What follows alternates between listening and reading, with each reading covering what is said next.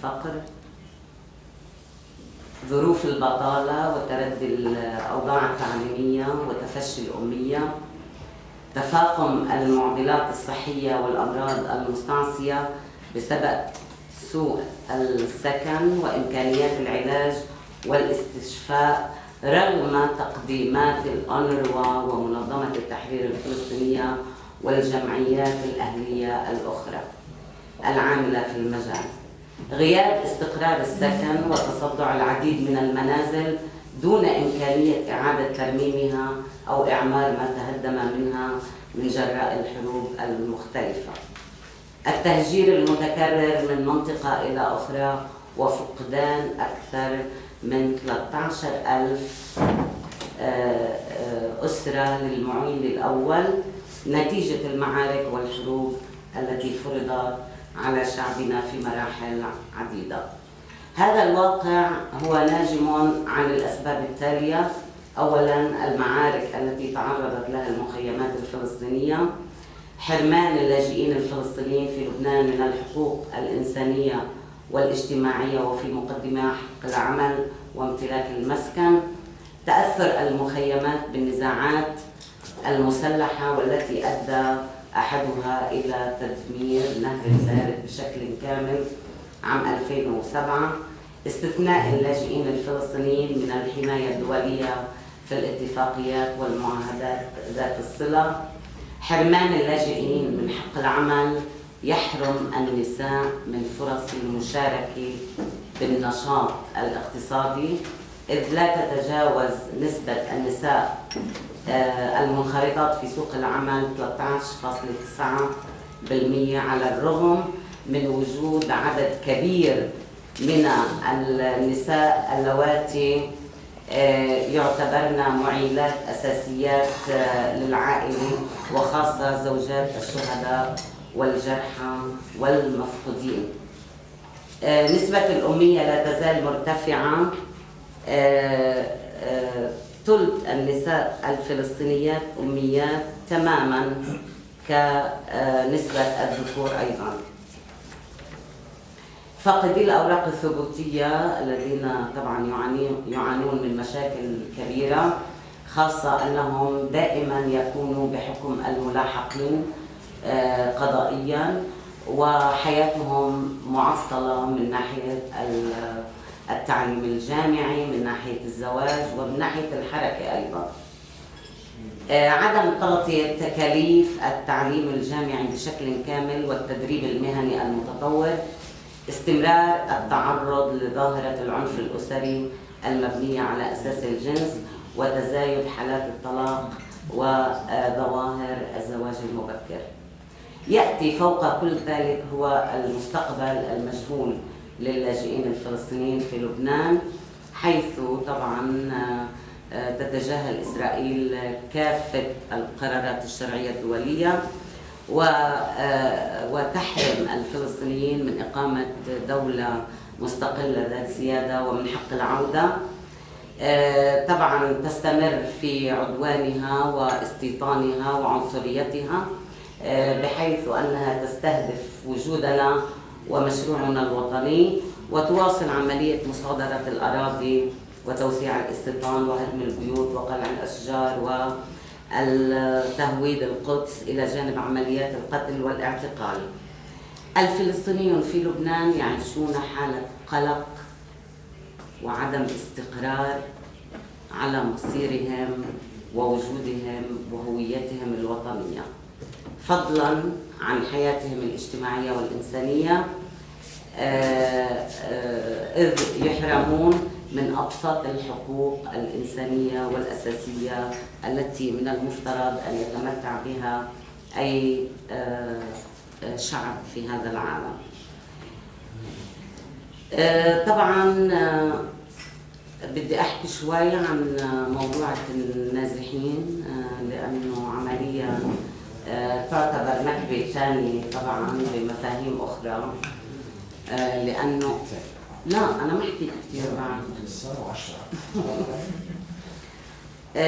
طبعاً العدد يفوق 43,000 نسمة اللي من النازحين السوريين الفلسطينيين إلى لبنان. طبعا هدول فقدوا كل ما يملكون، فقدوا كل جنى عمرهم خلال يعني 65 عام، فقدوا بيوتهم، أزواجهم، أبنائهم، مستقبلهم، ذاكرتهم، وطبعا بدأوا يعني يشعرون بأن كرامتهم تنتهك بسبب تداعيات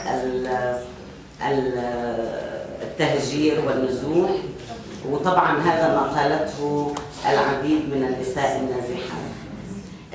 حتى ما نضلنا نحكي عن موضوع، طبعا في هناك آفات وسلوكيات اجتماعية كبيرة ظهرت خلال يعني مرحلة النزوح. في هناك تحرش، في تسول، في استغلال لعمالة الأطفال، هناك استغلال جنسي للقاصرات، انتشار مخدرات، استغلال الخادمات اللواتي يفتشن عن قوتهم اليومي. يعني هناك مشاكل، لذلك فإن النازحين هم بحاجة لكل أنواع الدعم والمساندة. وأنا كنت أود أن أقول أمام السيدة مور أن هناك تقصير كبير من الأونروا، لأن هناك أولويات لهذه العائلات النازحة وهي الإيواء والمأكل. حتى الآن طبعا معظم النازحين مستضافون عند عائلات فلسطينية في المخيمات والتجمعات، هم بالأساس يعانون من مشاكل اجتماعية واقتصادية ومعيشية صعبة جدا. وهناك مشاكل عائلية يعني بدأت تلامس يعني النسيج الاجتماعي للعائلات الفلسطينية.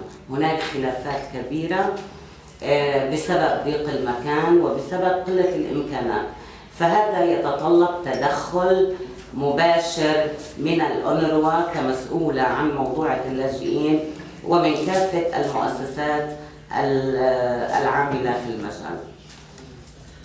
شكرا. أنتوني ماكنانا. Yes. I'll try to, Anthony MacDonald, I'm the head of child protection and the Palestinian program at UNICEF. I'll try to be brief.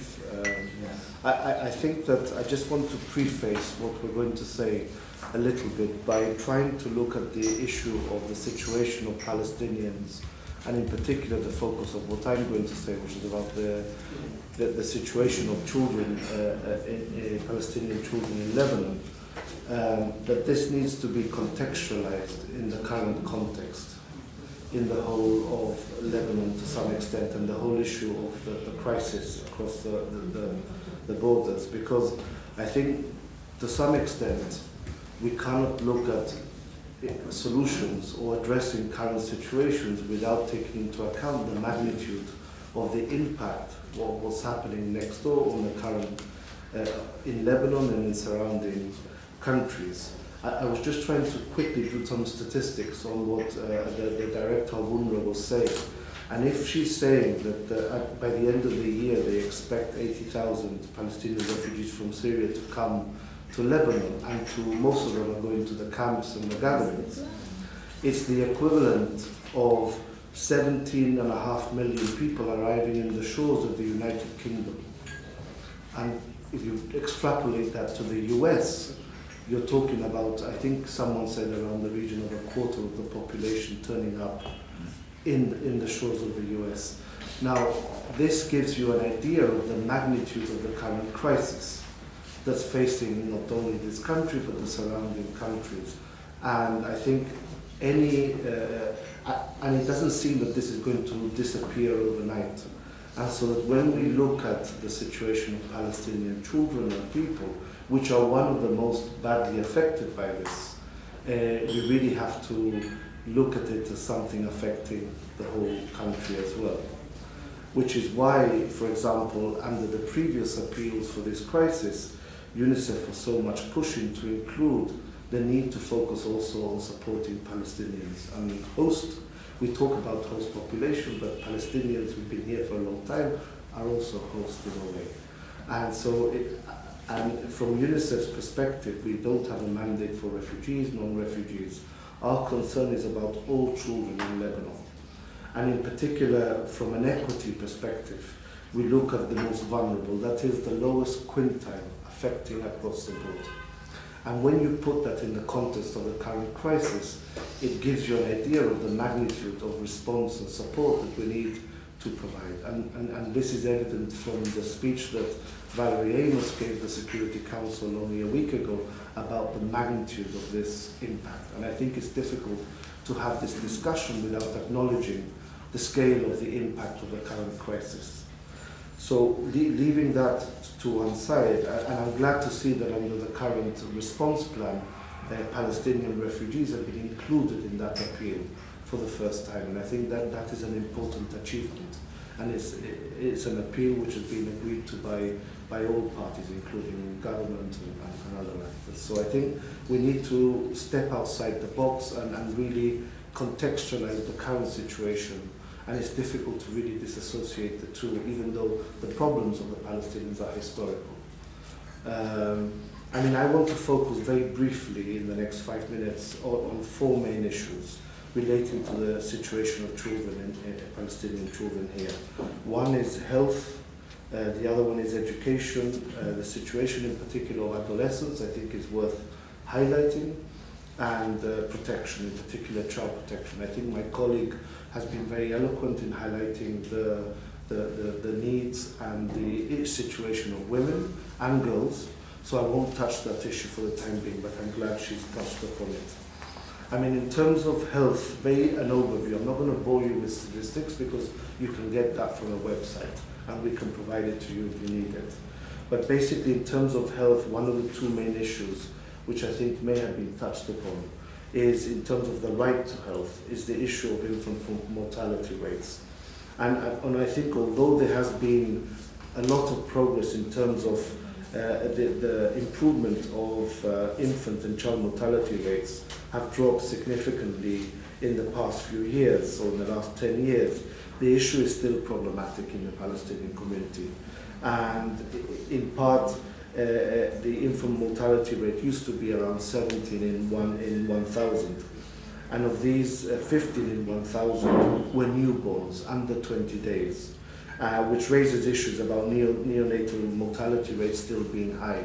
And that goes to the issue of the right or access to suitable services to be able to support people and children and mothers in camps in this situation. The other issue which we would like to highlight is this issue, I think, indicated by the director of UNRWA, which is the malnutrition indicators. In Palestinian children is quite striking, with results showing that around 13% of children are severely or moderately stunted, i.e. they're too short for their age, which means that issues of right diet is becoming a huge issue. They may be small issues in the context of other things, but they're important in terms of what we like to look at as in UNICEF, as the ability not only for children who have the right to safety and protection, but also well-being and development. And this is a fundamental right as well. And these are indicators which are important in terms of having to address that. And I think one of the major issues, which again was alluded to, is this issue of anemia among children under 1 year old. That is still a major health problem. Part of it due to, again, a lack of basic suitable services for women and lactating mothers. Turning very quickly now to the issue of education. It's a huge issue, but I think actually there are some successes and some not so great successes. For example, if we compare Lebanon, the situation in Lebanon, to Jordan and other countries such as Palestine, and we talk about primary, secondary education. For example, here many children benefit from secondary education, which they don't in other countries. But still, the main point to highlight here is the high rate of dropouts and those who have to repeat, particularly amongst 13 to 17-year-olds, which are highest among the adolescent population. So there's a need to focus on this and look at ways of improving the situation for schooling and education for adolescents in order to reduce the level of dropout and to increase the level of retention. And again, this is partly due to a lack of services and available opportunities. One of the major gaps, in fact, that we have highlighted in the whole system for Palestinian children is the issue of kindergarten. It may seem insignificant, but it isn't. Why? Because there are studies which have shown that actually those children who attend kindergarten, who benefit from it, are likely to have a greater chance of completing their education. So the lack of available opportunity, UNRWA doesn't cover that at the moment. A lot of the NGOs are providing that service, but it's severely limited. But that is severely also contributing, or is contributing at least, not severely, but it's contributing to the issue of retention, among other things. So I think that's worth highlighting very briefly here. And again, I think what was alluded to by some of the colleagues around this table is that a huge percentage of the population, both in and outside of the camps, are actually adolescent boys and girls. And amongst all the general issues, challenges which have been highlighted, I think again, there is work that we as UNICEF, NGOs in particular, and UNRWA are trying to put in place to address the needs of adolescents. But clearly, the lack of available opportunities on life skills-based education, vocational training program, economic opportunities severely affect youth. And I don't think you can underemphasize that enough, because we were all children once, and the worst thing that children can have is a lack of hope. And the importance of empowering adolescents at that very influential age to be able to take a hold and feel in control of their lives and being able to contribute to that. And I think to some extent, Professor Falk was talking about creating conditions for peace and for a state and all of that. Well, part of that empowering of youth and taking control of their lives is part of that process of being able to, I think, contribute to those conditions. And I think that's why it may seem insignificant in light of what the big two-state solution, but it can contribute if we focus on the little things. I mean, one of the worrying trends in terms of adolescent youth is that there's a high rate, increasing rate of violence and drugs in camps. And there's an increasing rate, about 10% of children in conflict with the law in Lebanon are Palestinian children. So that means that it's a negative focus, a negative emphasis. So what we need to try and do is to provide support to focus on the positive side. We talked about a lot, I think, yesterday in the discussion and here about resilience, building resilience. Well, building resilience is about focusing on the positive, yeah, and putting conditions in place which ferment the positive side of things. So I think these are part of those issues that we need to try and focus on. But what is becoming, what the point I was trying to make at the beginning of this presentation was that in the current crisis, we need to be innovative. We need to think outside the box, and we need to contextualize, not just, I think, one group talking about their needs without taking into account the needs in the wider context, because the situation is so severe that you can't ignore it. And then perhaps just finally is the issue of protection. And again, I talked about the issue of psychosocial support. We are having, if we're talking about 28% of the current Palestinian population by the end of the year are Palestinian refugees from Syria, and they're coming from looking at atrocities, abject atrocities which are occurring over the border. Imagine what the psychosocial needs of those children and families are in a context which is already in need of a great deal of support and psychosocial support. So I think that the situation is dire and requires really a focus, but there's an admission that we can't do everything. So the need to prioritize support and focus interventions has never been more important than in the current context. I'll stop there. Thank you. أستاذ السرساري. شكرا لكم مختصر جدا كنت بالناقش يعني حكون 3 ملاحظات سريعة. أول ملاحظة إذا كان بدنا نوصف النظام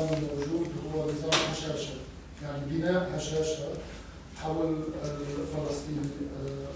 فليس هنالك حق مكرس، بس بالمقابل ما في تنفيذ للموانع والمحظورات. فممكن أن يلاقي عمل، ولكن هذا العمل لا يكون مقوما، وممكن أن ينصرف من العمل بدون أي تعويض بأي لحظة. وبنفس الوقت ممكن يكون عنده مسكن، ولكن هذا المسكن ليس ملكية حتى ما في حق عليه، فممكن أنه بأي فرصة كمان أنه يتم تهديده بهذا المسكن، وعلى الأقل وضع ضوابط كثيرة حتى هذا المكان لا يتحول إلى مكان كما يتمنى. وهذا الشيء شفناه يعني وقت تهديم مخيم نهر البارد. وموضوع بناء الهشاشة يعني كل التاريخ وجود الفلسطيني بتصور بينعكس عليه.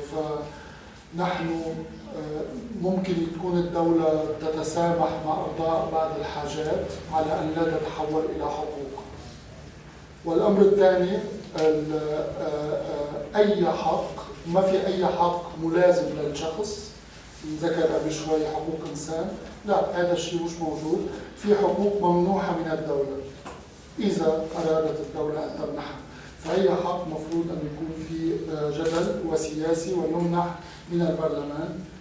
الأمر الثالث هو محاولة الحشر ووضع بمكان معين بالمخيمات. لا يجب، مثل ما أنه القانون لا يجب أنه يشمل الفلسطينيين، لا يجب بالحياة اليومية أن الفلسطيني يكون موجود ونشوف أمثلة ناجحة بالحياة العملية والمهنية وإلى آخره، بل يجب أن يبقوا بالمخيمات وإلى آخره. فبتصير كل هذه محاصرة المخيمات، تضييق التنقل. هذه الهشاشة هي الوضع، بتصور التوازن اللي اخترعه النظام اللبناني ما بين أمرين، ما بين الإيديولوجيا السياسية القائمة على رفض أي حق مدني للفلسطينيين لأنه خطير على البلد، لأنه اندماجه بالبلد ممكن أن يسبب مشاكل، وبين الجهة الأخرى يلي هي تنفيس الغضب الفلسطيني، عدم تحويله إلى مشكلة دولية للبنان. فيلتقى الحل بين الاثنين يلي هو نعم لإرضاء بعض الحاجات على شرط أن لا تتحول إلى حقوق أو إلى قوانين. قدام هذا الواقع بتصور التحدي الأكبر نعرف هل يا ترى في مجال لتعديل القوانين بلبنان. التجربة بتقول أنه في صعوبة فائقة للنجاح في تعديل أي قانون، وحتى إذا تعدل القانون مثل ما صار ب 2010 بما يتصل بالحقوق بدل حق العمل، كان كتير محدود التعديل وكان مليء بالأفخاخ يلي ظهرت سريعا، وتبين أن هذا التشريع لم يكن ذا فائدة كبرى. طيب إذا البرلمان لا يمكن أن يتكل عليه بهذا المحل، على ماذا يتكل؟ هون بتجي يعني طبيعة الحال لما بتكون الخطاب السياسي هو عم بيستعمل غرائز ضد حقوق معينة. أول شيء ممكن يجي هو الخطاب القانوني. الخطاب الحقوقي كيف بده يكبر، كيف بده ينتعش بطريقة أنه تقدر تخلق خرق بهذا الجدار. وهون السؤال الكبير، لماذا لم يجرب القضاء اللبناني؟ لماذا لم يجرب القضاء اللبناني؟ قبل شوي ذكر الدكتور حنفي عن القضاء التشيلي، ولكن القضاء اللبناني لم يجرب حقيقة بتقديم هذه الحقوق وتحويل ما الديفاكتو اللي حكى عنه سهيل إلى قانون، إلى حق وربما يكون القضاء هو المختبر الضروري في ظرف كلبنان، حيث الغرائز كثيرة والمخاوف كثيرة، وخاصة بهذه المرحلة يلي كمان المخاوف عم تزيد فيها. أمر أخير وبنتهي هون هو ما يحصل من ناحية بناء الهشاشة عند الفلسطينيين. ينعكس سلبا على حقوق اللبنانيين وعلى فلسفة القانون بلبنان بشكل عام. يعني إذا بنراجع الحكم للمجلس الدستوري بموضوع ملكية الفلسطينيين، حيث قال المصلحة العليا تسمح بتجاوز الحقوق الدستورية، واعتبروا أن عدم التوطين هو مصلحة عليا لمنع الملكية، نفس الحيثية الموجودة بالمجلس الدستوري سنة 2000 تم استعمالها مؤخرا بقرار من الحكومة اللبنانية لرفض إعطاء الجنسية للأم اللبنانية، حق إعطاء الجنسية لأولادها. وقيل أنه نعم هنالك اجتهاد من المجلس الدستوري يقول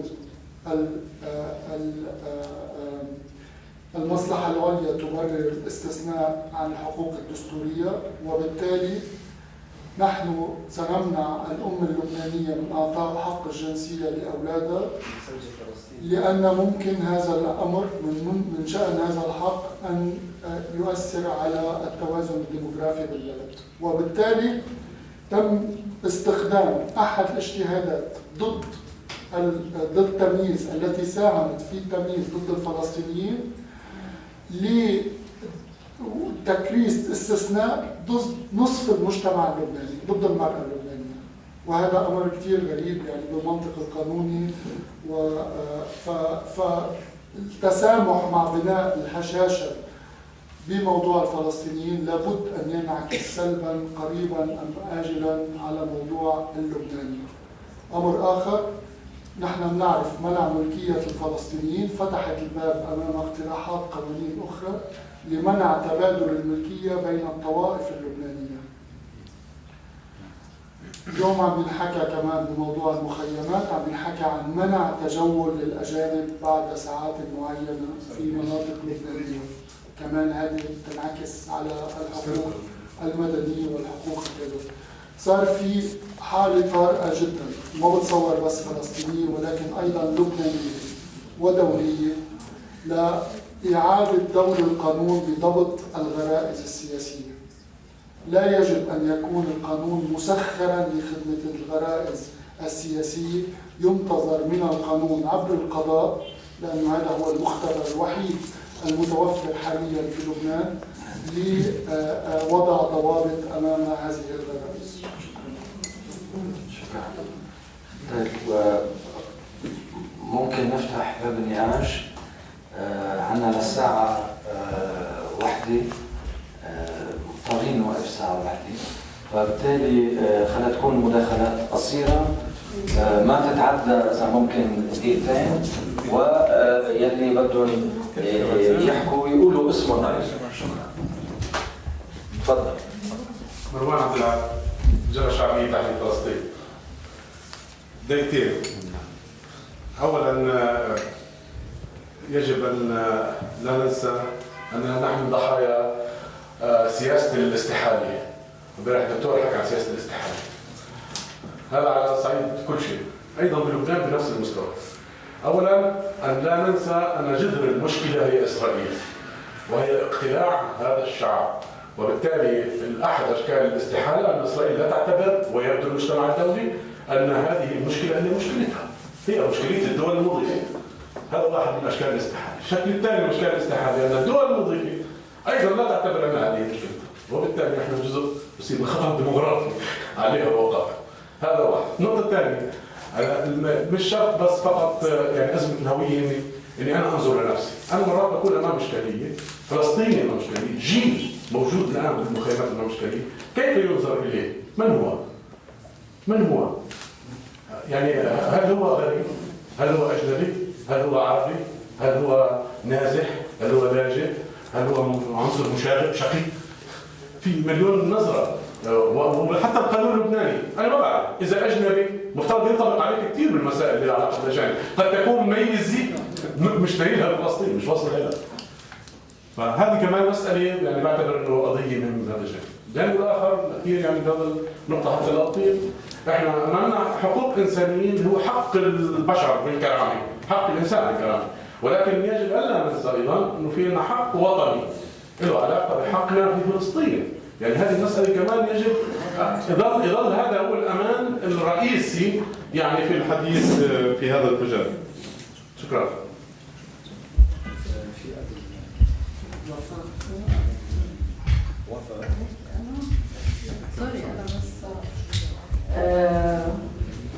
I speak in English. Actually, I just wanted to add something to what was said about health. And I want to talk about the mental health of the Palestinian people in Lebanon. Statistics shows that one-fifth of the refugee population above 15 years of age report poor physical health, and most of them, they are on medicine. They take the antidepressant, and this is a very important indicator what is happening to the Palestinian people as a result of the pressure, lack of rights from one side, and unable to go back to their country on the other side, and they are on continuous pressure, under continuous pressure. Also, for example, the UNRWA is not giving at all efficient health care. Hospitalization is a big problem. I don't want to talk about figures. I want to talk about what I see every day as an activist working in the Palestinian community. Every day we are faced with big numbers of people coming and begging, going from one office to another, asking for help, and in their hands there is a very expensive bill that can reach to $40,000 for a poor Palestinian who is unemployed, living in a camp and living under pressure. So how can we solve this? UNRWA is saying all the time that we don't have funds. We don't have funds. Why the international community is not meeting their duties and responsibilities towards the Palestinian people? Why they are not paying what they should pay to UNRWA to give proper health care and proper services to the Palestinian people? So this is a question. I think the responsibility for the Palestinian refugees should be divided among three. It's Israel, it's the country that caused the problem, and it's the host country, and it's the international community. And I think the international community is escaping from its duties. Why they are not paying to UNRWA the necessary funds to give enough services to the Palestinians? You know, we should not keep on blaming Lebanon. We blame Lebanon because they are dealing with the Palestinian in a racist way. They are not giving rights. They are escaping from their responsibilities. But at the same time, I blame the international community. So the reason all the time UNRWA is saying we don't have funds, we don't have funds. And now with the refugees from Syria, all the money is pouring to UNHCR, while UNRWA is not getting money. Why is that? Why this discrimination from the international community, who is supposed to believe in human rights and dignity and all the nice literature that we read about? Sorry for trying to be a little bit aggressive, but I'm talking as a human being and seeing the suffering of the people every day. I thank Mr. McDonald for talking about the youth. The youth can cause an unrest in the country and unrest for all the region, because in the Human Development Report it was talking about the issue of education and unemployment for youth, that they were the cause of the regional uprising. So our youth, they are distressed, they lost hope, and they are demoralized, and they don't see any future for themselves. So UNRWA is if a student do not succeed 2 years, consecutive years, they throw him out of the school. And then they talk about come to solve the problem of the dropouts. You can refer him to vocational training, you can find the reason why he is not succeeding, And UNRWA by itself, the schools are not a very good place for students to study with. The students are, these classes are overcrowded, and it lacks the minimal requirements for a student in any normal school. I will not talk more about any